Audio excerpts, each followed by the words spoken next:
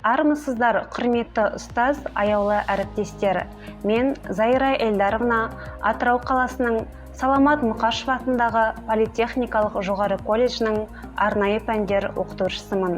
Жас маман 2021 байқауына қатыса отырып, өзімді таныстыруды жөн көрдім.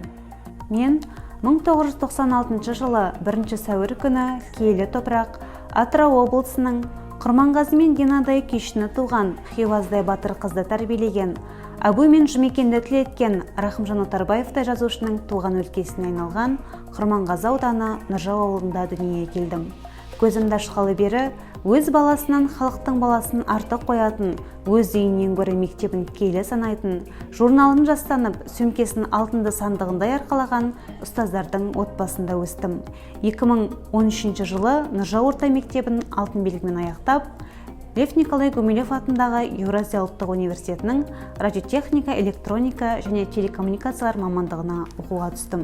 2017 жылы аталмыш білім орнын үздік аяқтап, сол жылы алғашқы еңбек жолымды Нұр-Сұлтан қаласындағы жоғары колледж және коммуникациялар колледжінде арнайы пәндер оқытушысы болып қызмет етуден бастадым. Мен үшін ең бір қызығы мен шыжығы аралас күндер басталды. Өз білгеніңді өзгемен бөлісу, бар біліміңді басқаға бере алу қандай бақыт екенін тек ұстаздар ғана сезіне алатын шығар. Жас маман болсам да, барымды салып дайындаған студенттерім қалалық, республикалық, халықаралық сайыстарда жеңістерге жетіп, ұстаздық жолдағы алғашқы жеңістің шаттығын сыйлады. Жаңғыру жолындағы жалынды еңбегіміз дәл қазіргідей бағаланып, өрісіміз кеңейе берсін деген тілек айтамын.